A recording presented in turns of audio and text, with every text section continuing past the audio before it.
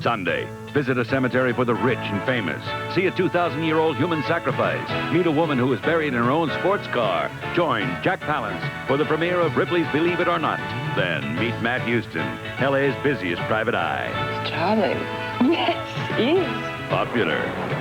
Charming. Modest. I'm going to charm the socks off her. He's Matt Houston, premiering after Ripley's Believe It or Not. Thanks, cowboy.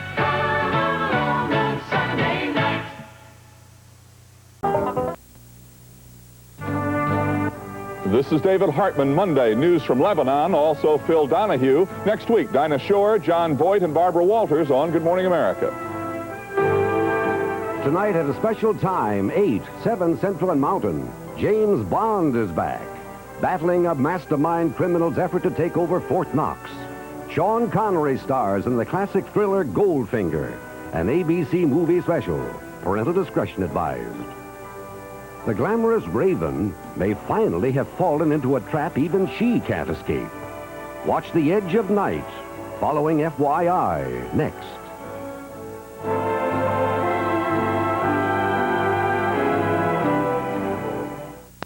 The People score today at 4:30.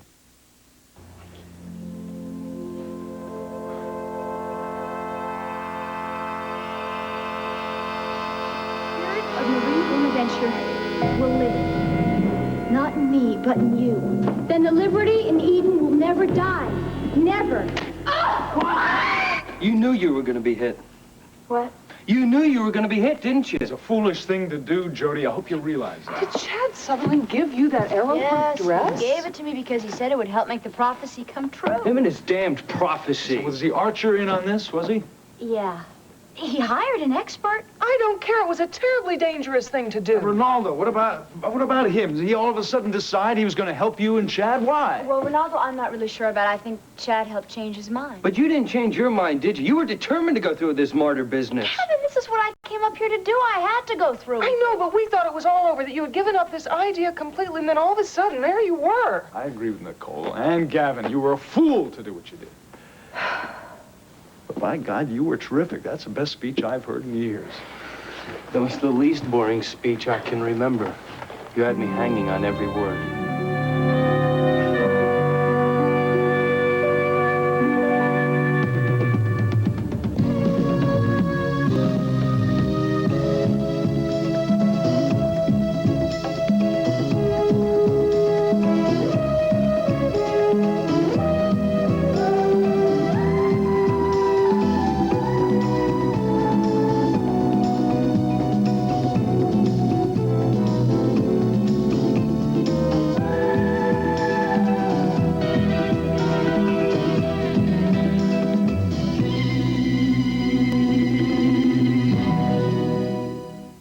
The Edge of Night is brought to you by Pampers. America's mothers trust their babies to Pampers dryness.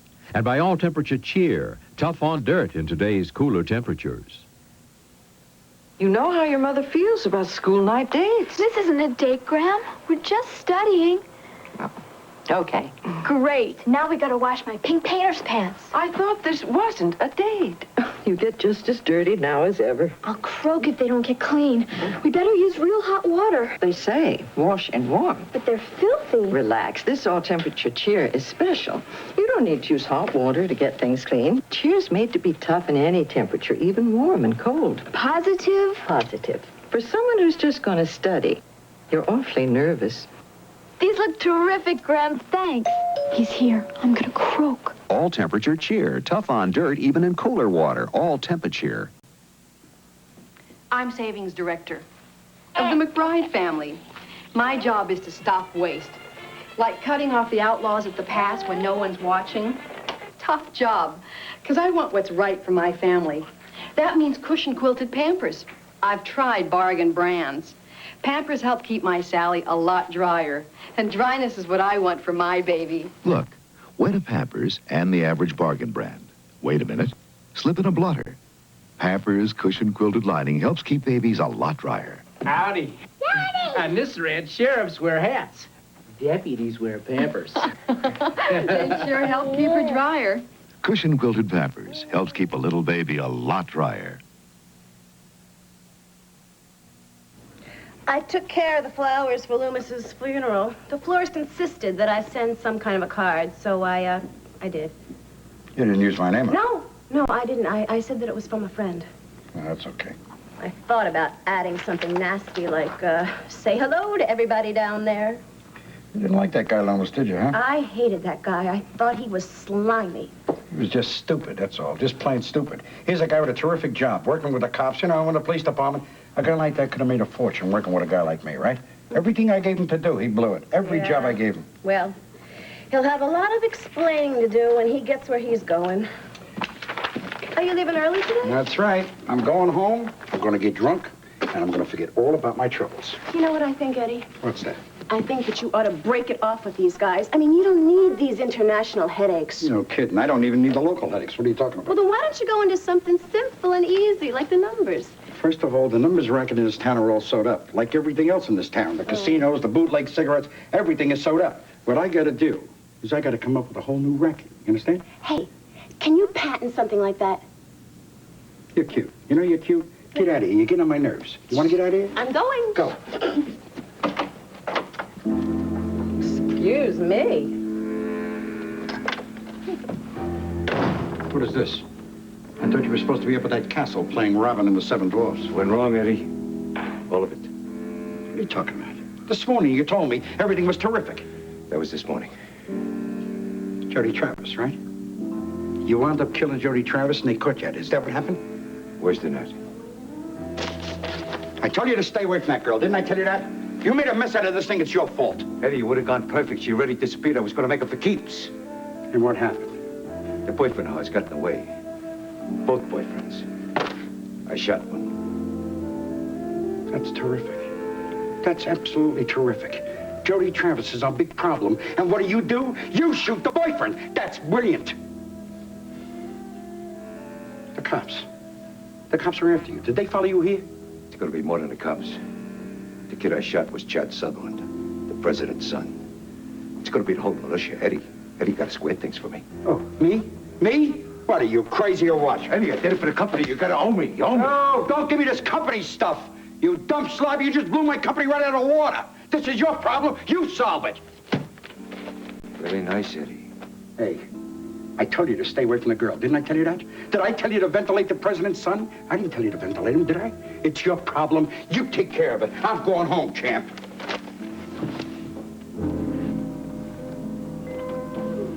You pull a gun on me, Joe? You can help me another way. What's that? If you ain't going to square for me, I got to get out of town. I got to get a long way out of town. I need a lot of coffee. Oh, come on, Joe. I've heard that song 1,000 times. Empty the safe. The safe is empty. I gave the money to Troy Bannister to buy a car to get out of here. I ain't talking about the petty cash. I'm talking about the safe you got downtown at the salvage company. Oh, no way, Joe. No way. I get nervous. I get nervous. My hands get sweaty. Slippery fingers, you know what I mean? Poppy, how you doing? Hi. Please don't hang around here, Damien. Eddie hasn't left yet. Oh, good. I'd like to talk to him. Well, not now. It's a bad time. Well, it's a good time for me. I've got Troy Bannister in custody. I think Eddie should know about it. Well, he's not an employee anymore. You see, Eddie told me to wipe him off the payroll. Oh, really? Eddie doesn't like to have bad guys working for him. That's very civic-minded of him. I'm leaving for the... Tyler, you got a gun! Watch out! Hold it!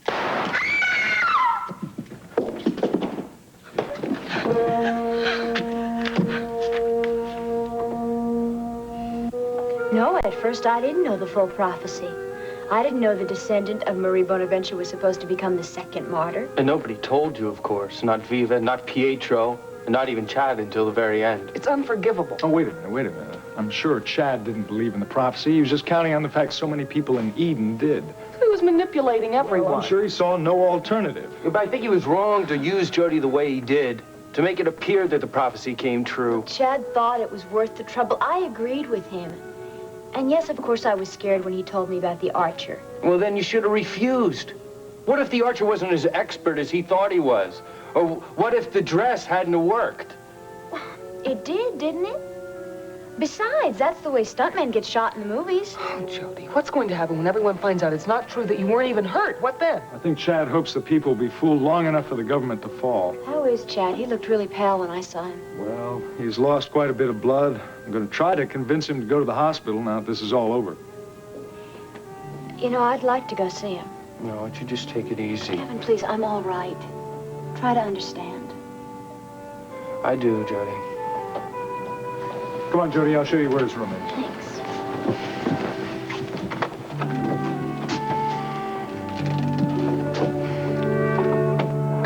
You know what Jody said in her speech about not being brave or noble or any of those things? I think she was wrong. Don't you?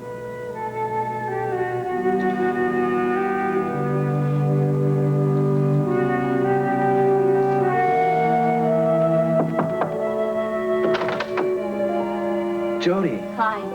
You all right? You weren't hurt? I'm fine. It's all over. I'm fine. I just don't know if it's going to work. It will. They told me you were wonderful, that you really said it all. I'll always be grateful to you. I just hope one day you won't hate me for what I did. Hate you? Why should I hate you? It was my own choice, my own free will. No, Jody, it wasn't. Well, yeah, it was. Well, I know it took me a long time to realize it, but once I did, I took on the responsibility. That's just the point. It wasn't your responsibility. Well, I thought it was, since I'm the descendant of Marie Bonaventure. No, Jody, you're not.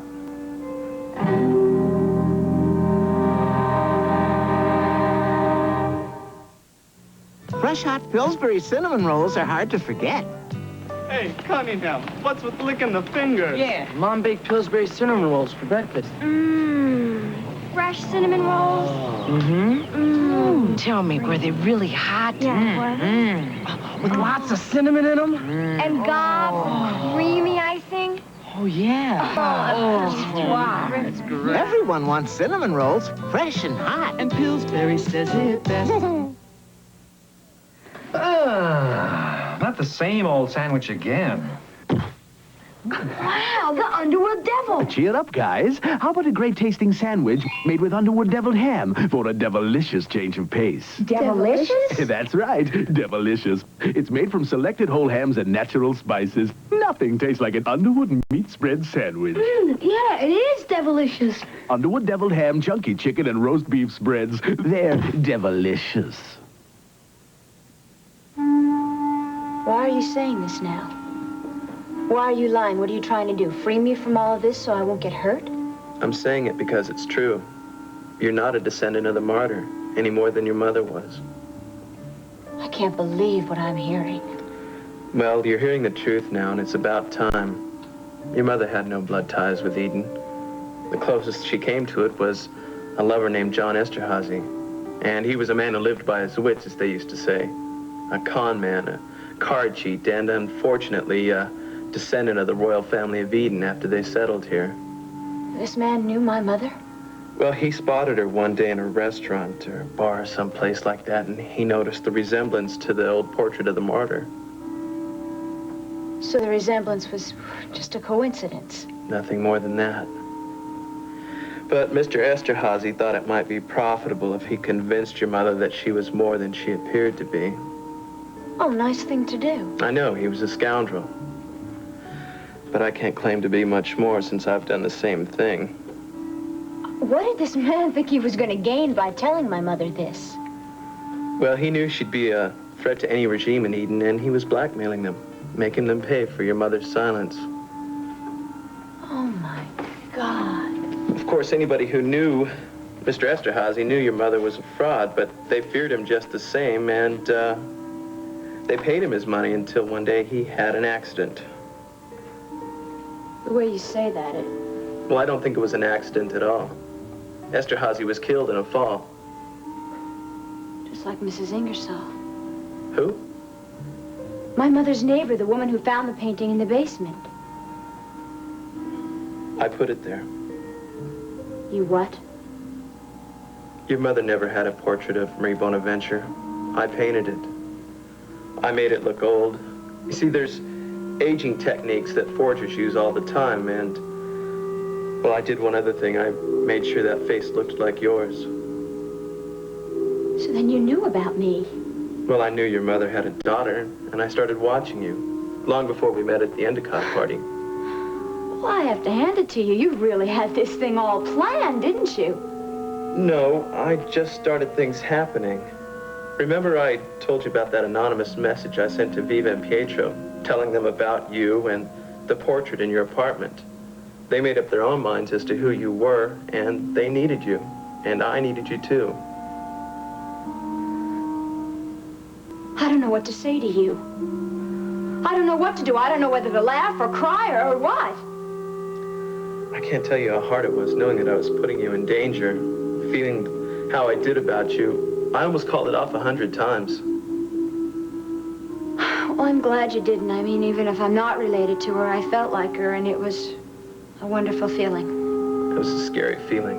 I know that. But believe me, Marie Bonaventure was no braver than you were here today. You will excuse me. Mr. Ronaldo?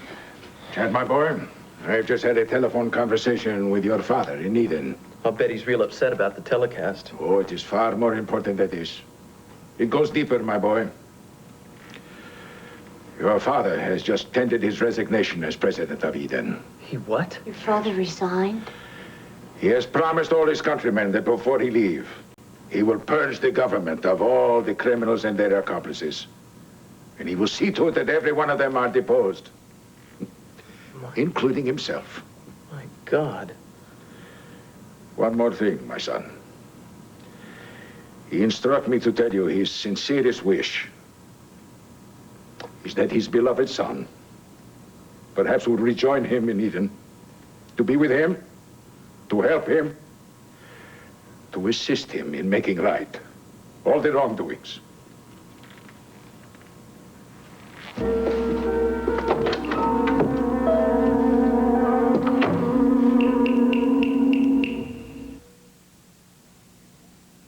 Let's face it, if all we had to clean was one little spot of greasy dirt, any cleaner full strength would do. But greasy dirt gets everywhere. So I clean by the bucket with Top Job. It's a fact. No leading liquid in a bucket tops Top Job on the toughest greasy dirt. Take pine oils. They're fine full strength. But pour them in water like I do. And see, Top Job cleans the toughest greasy dirt better than pines. Fact is, oil and water don't mix like Top Job. So when you clean the toughest greasy dirt by the bucket, switch from pines to Top Job. And now there's a new improved Top Job. Dissolves grease faster to clean even better by the bucket. The assault. These are the enemies of the adult mouth.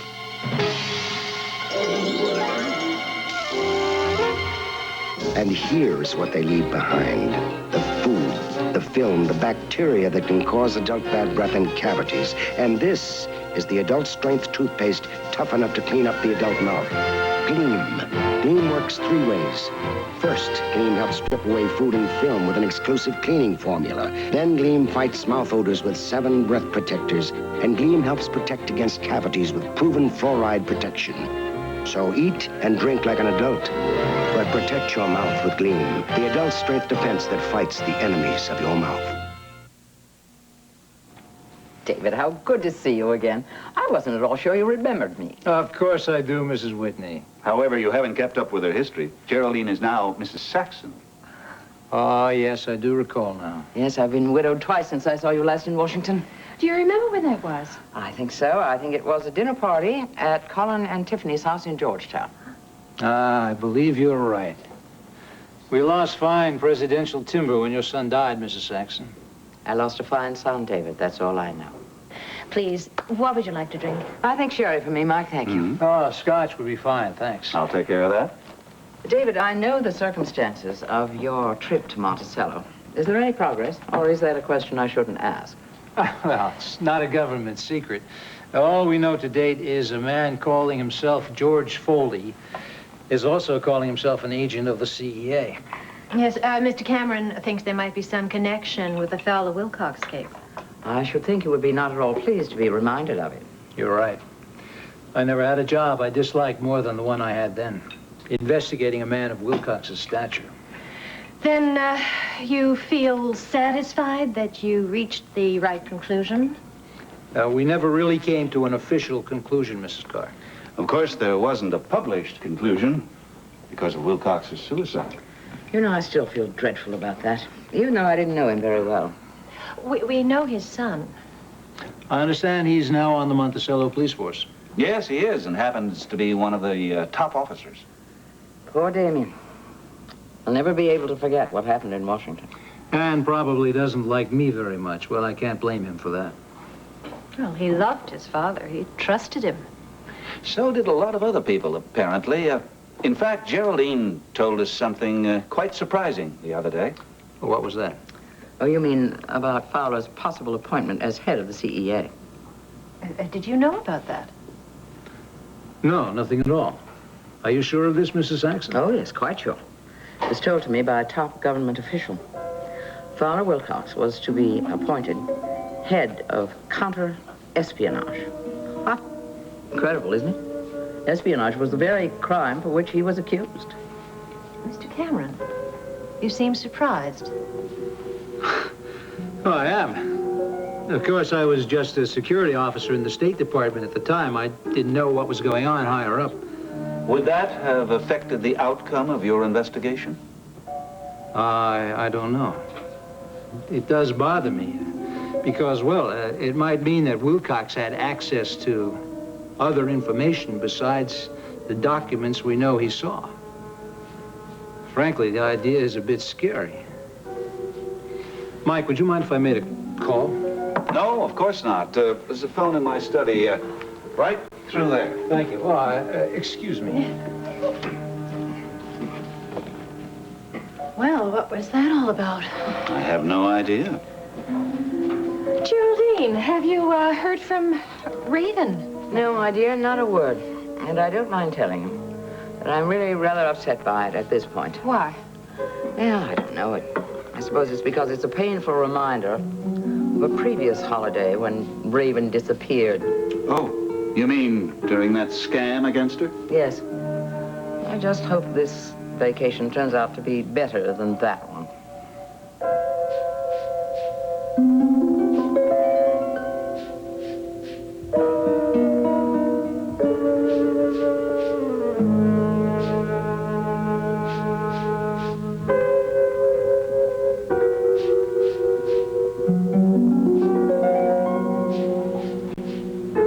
Yeah, you're doing something wrong, Howard. You must be.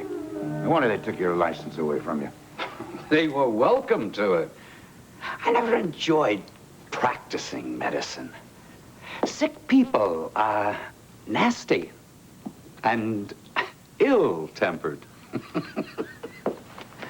So are you, George. Are you sure you're well? I'm sick, all right.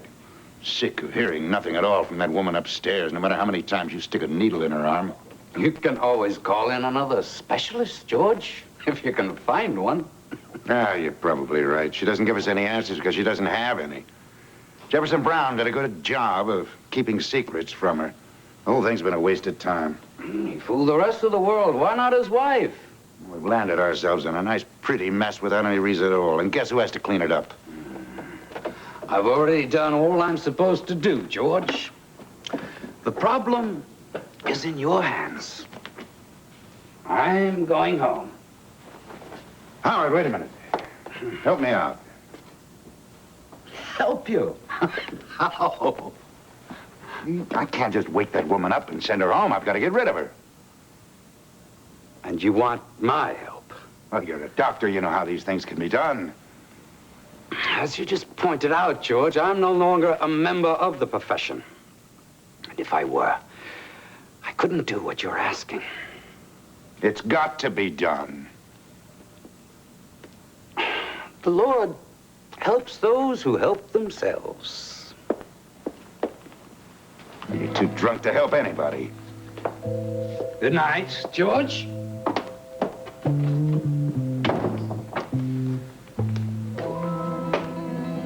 Howard, wait a minute.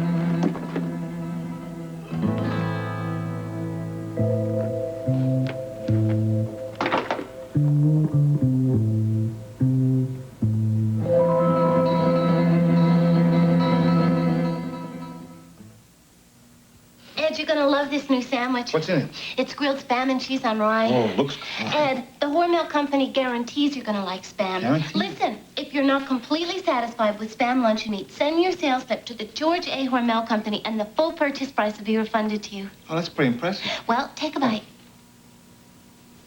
Do you like it? Like it. I love it. He likes it. I know, I love it. You can relax, Hormel. Spam. It's love at first bite. If you're poor and get lost cornflakes, you'll burn the special place on the front of America's favorite cereal. Sit down to a familiar face. The face of the Kellogg cornflake lover, the face of America too. When you sit down to America's favorite cereal, the face on the package is you, and it's gonna be a great day.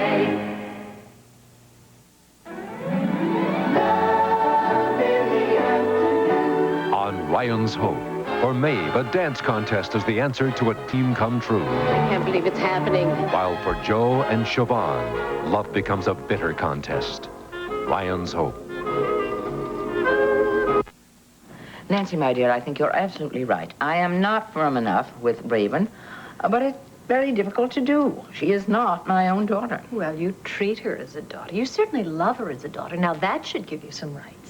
In my opinion, Raven feels the same about you, Geraldine. You are her entire family. In fact, you're the only person who might be able to influence her for the better. It's a hopeless cause, Mike. How can you influence a natural force? Well, now, wait. She lives in your house. Isn't that a right? It certainly gives you the right to know when she leaves it or returns. That's true enough. Honey, it is really so easy to give advice and so difficult to take it, although I do think that Raven should be more responsible. Oh, my dear, responsibility is something that Raven knows nothing about. However, I have high hopes for the future.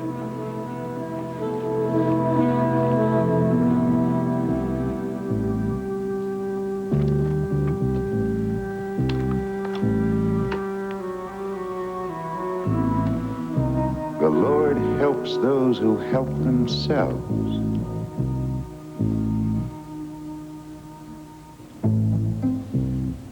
Not many people have the blessing of dying in their sleep.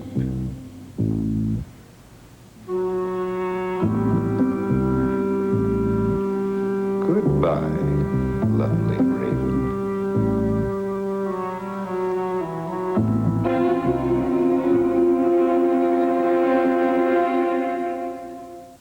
When I tell my daughter Arnold called 17 times, I make it stick. When my mom tells me to walk Ralph, she makes it stick. When Marilyn says stick to your diet, she makes it stick.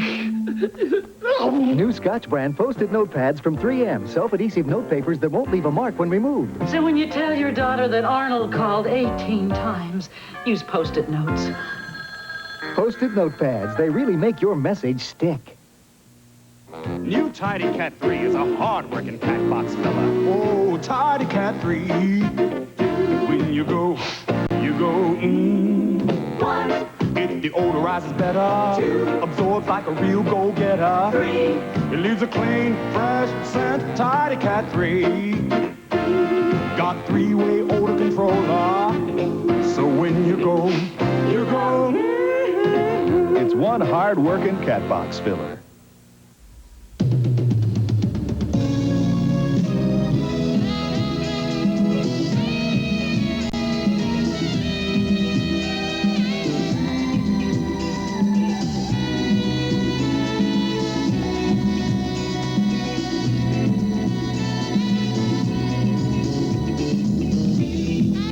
This is David Hartman, Monday. News from Lebanon, also Phil Donahue. Next week, Dinah Shore, John Voight, and Barbara Walters on Good Morning America.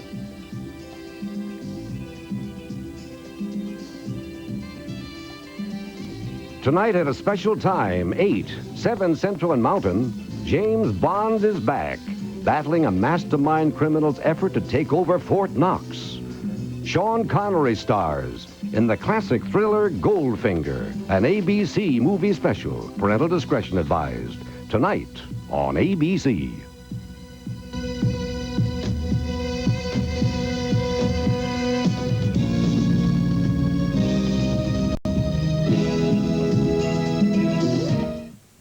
Tonight on ABC's World News Tonight, Hughes Rudd reminisces about a gummy, chewy, nutty piece of Americana that's been with us since the 1890s. It's not the prizes and the boxes people really go for, it's the gunk. ABC News, uniquely qualified to bring you the world.